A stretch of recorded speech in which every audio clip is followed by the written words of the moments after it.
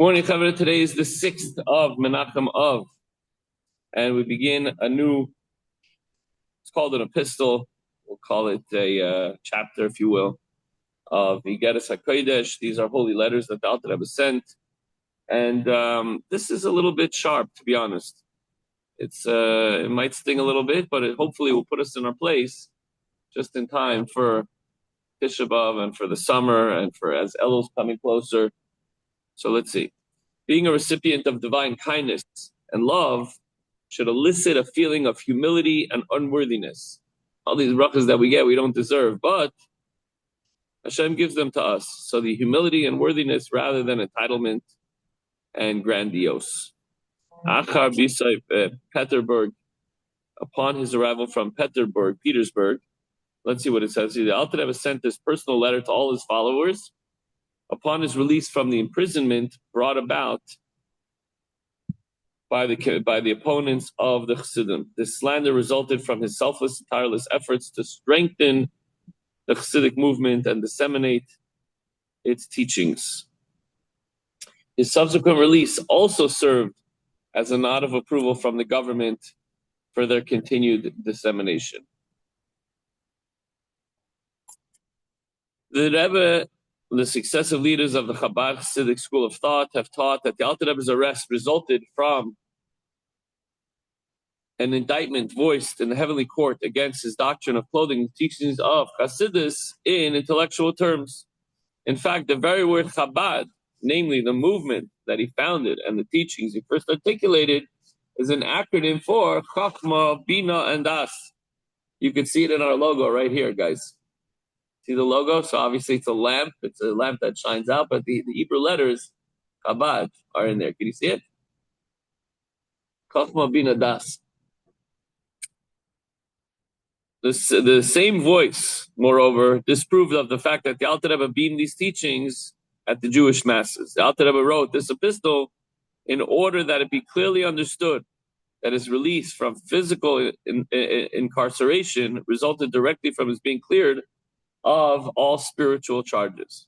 Indeed, a clear signal and an extra measure of strength was thereby given from above that the teachings of Chassidus be promulgated according to the Alter Rebbe's approach of making them intelligible and accessible to all.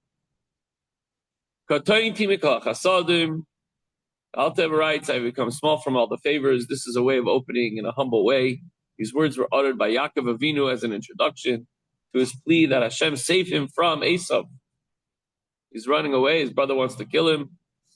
And although God had previously assured him that he would accompany and protect him wherever he went, nevertheless, Yaakov feared that all the kindness that Hashem already showed him had made him small, meaning had reduced his merits, and thus maybe he ran out of God's favor and time was up.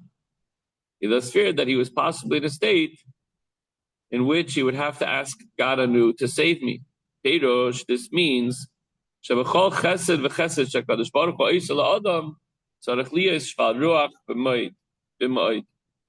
time Hashem does a favor, a person shouldn't say, look at me, look what I have, look what I got, look at all the blessings. Instead, a person should become humble. The supernal sphere of chesed is kindness, is the right arm. The pasuk says, his right arm embraces me. In Shir Hashirim, the Song of Songs. Milifanim,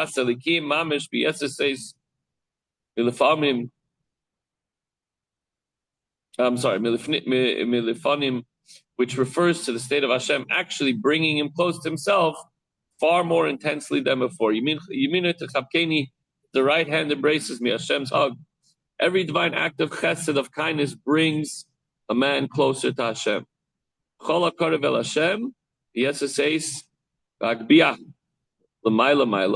is brought exceedingly close to Hashem is raised up to a higher level.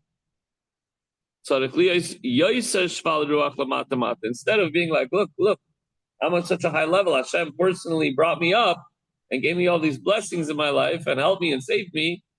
Instead of lifting a person up with pride and ego, a person should be even more humble. As it's written, from afar Hashem has appeared to me. When Hashem appears to an individual through a particular manifestation of kindness, person experiences a miracle, or a person feels like Hashem blessed him with health, long life, the children, parnosa, everything is working out nicely, this should make him perceive himself as being in a relation to Hashem from afar, meaning humbly distant from Hashem. Don't feel like you're all the way up there. Alternatively, the pasuk may imply that perceiving oneself as being afar is the very means by which to attain a state in which Hashem has appeared to. So when Hashem takes care of you and you see and you sense, like, whether it's a miracle, this joke where a guy is desperate for a parking spot in Manhattan, it's impossible to find one. He's late for a meeting. Hashem, if you open up a spot, I'm going to start keeping Shabbos, kosher, I'm going to do everything right. And just then a spot opens up. Hashem's answering his prayers. And instead of feeling humbled and thanking Hashem and doing everything right, he goes, oh, never mind, I found one on my own. Just opened up. Thinks it's him that did it. It's known that all that are before him are esteemed as nothing. So a being of even the highest conceivable spiritual level is of absolutely no account indeed. And it's nullified out of existence when in God's presence. So however great you think you are because you're closer to Hashem, it actually means that you're nothing. Because the closer you get to Hashem, the more nullified you are. Something a light that gets closer to the sun, right here, it's something. It's coming through the window, it's giving us light, you can feel the warmth, put your hand in the way. But as it gets closer, there's no ray, it's completely nullified to the sun.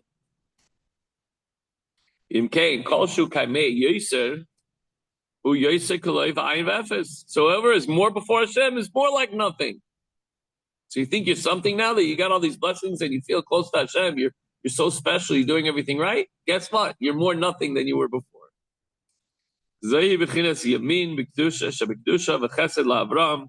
The self-effacing response to divine favors, instead of feeling all proud of yourself, be humble. This is the level of the right side of holiness and of chesed on Avram, the divine loving kindness that's bestowed upon Avraham, the divine loving kindness.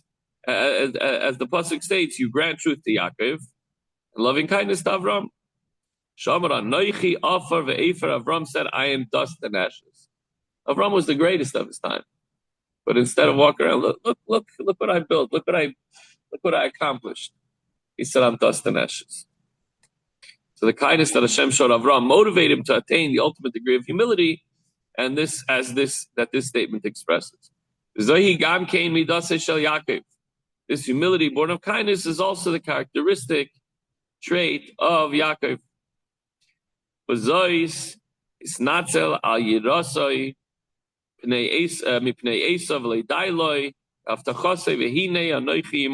therefore,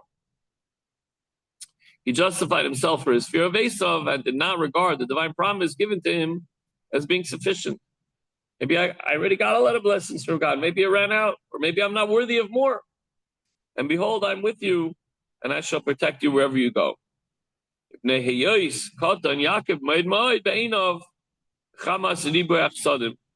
This was because Yaakov regarded himself as insignificant on account of the multitude of Hashem's favors. As he said, for only with my staff did I cross the Jordan, and now I have enough property for 2 camps.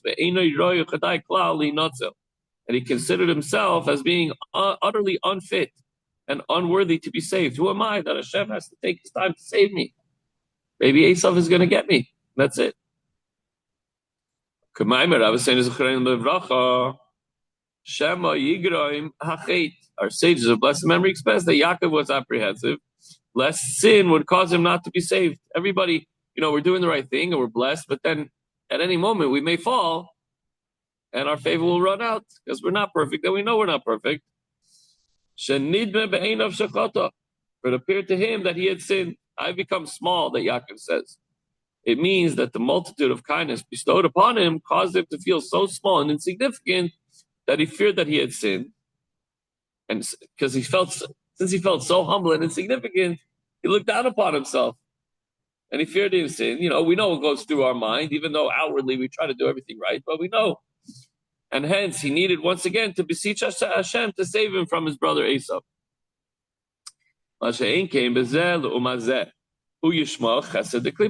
It's different, though, with the unholy counterpart to the attribute of kindness that belonged to the holy side of the universe, meaning It's different with Yishmael, who personifies the attribute of chesed that belongs to the klipa. What does that mean? The counterpart to Avram, who personifies the attribute of kindness, of chesed, that belongs to holiness, what's the opposite? Yishmael, who personifies kindness that belongs to unholiness. It's not kind to kol chesed gadol, the more kindness shown to Yishmael and his ilk, who hoylech v'gadol v'goyva v'gasos haruach v'rechav libay. The more kindness shown to Yishmael, the more he grows in pride and arrogance and self-satisfaction. Hashem gave him money instead of getting stuck on being kind to others and being humble in spirit about it. Oh, look how great I am. Bought more cars, more Ferraris, more palaces, more, everything is for himself. So Yid must be on guard against the chesed of Klippa. And sometimes you have to hold back. You know, you can't just be so kind as to let your kid run around, do whatever he wants and feel like he's entitled and buy whatever he wants and play with dangerous things and go running into the street. You have to hold back sometimes. So Yid has to be on guard against the chesed of Klippa and ensure that Hashem's acts of kindness will lead him to cultivate the traits of Avram and Yaakov, the chesed of holiness, so that his response will be humility rather than pride. When Hashem gives you bracha, you have to remain humble and egoless. Accordingly,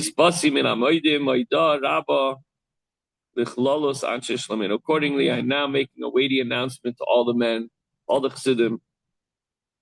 Alter Rebbe is making an announcement. Al riboy hakasadim asher yigdil Hashem lasei simonu, regarding the multitude of favors that Hashem has bestowed upon us. As a result of all these favors, hold on to the attributes of Yaakov. Shar Amai U'She'eris Yisrael. The Jews are known as the remnants of his people and the remainder of Yisrael. A Yid possesses within him the attribute described here as remnants and remainder. Shemisim Atzmai Ishirayim U'Maisarais Mamish She'ein Bai Shum Tzedek. A person should regard himself truly as mere remnants, as something truly superfluous and dispensable. The bilti rum levavam me'achehem chulu. Let the guys not become haughty in relation to their brethren with all that they have, and he's pointing out their opponents who caused the arrest of the Alter Rebbe. Don't we have Sidis, we have the Alter Rebbe. Today we could say we're better than everybody else.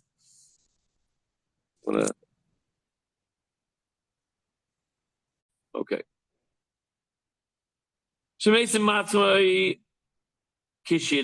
Oh, we said already. So l'bilti rom levava me'achehem. Don't become haughty over your adversaries, if you will. V'loi laharchiv aleim peh oy lishreik aleim chas v'shalom. Don't jeer or whistle derisively at them. Heaven forbid. You see here the guy who offended you, and you end up successful, or you ended up in a conflict later on. You're doing much better, and you see him like you're nothing. Milahazkir lazora naira, a strict warning: hold your peace, don't say anything. Rak lahashbil rucham v'libam emidas emes liyakim b'nei kol adam. Rather, the chassidim are to subdue their spirit and their heart before every man according to the attribute and truth of Yaakov. V'nemichus ruach v'mayne rach meishiv chema v'ruach nechea. With humility and a soft answer that turns away anger, and with a restrained spirit, lower your eyes, be calm, be full of humility. V'chulahai v'ulayitin Hashem v'leiv achehem kamayim upon him. And through all that, perhaps Hashem will put a conciliatory, loving response into the heart of the brethren. You see somebody that you previously were adversarial with, a conflict with, whether he's against you, you were against him, whatever it is. When you see him, don't be like, who do you think you are? And that kind of thing. Just lower yourself, be humble, and maybe Hashem will put into his heart and your heart, as water reflects one face, so does the heart of man reflect the heart of the other. And if you somehow feel humble and love for that person, even though it's not easy and it's very difficult, so too it'll come back to you. So the takeaway is an improper perception is the more blessed I am, more special I am, the more unique I must be, the greater I am. Hashem blessed me with all this stuff. What's the right approach? The more blessed I am, the more Hashem looks after me, and the humbler and more thankful and grateful I should be towards Hashem. That's the end of Epistle 2, and have a wonderful day, folks.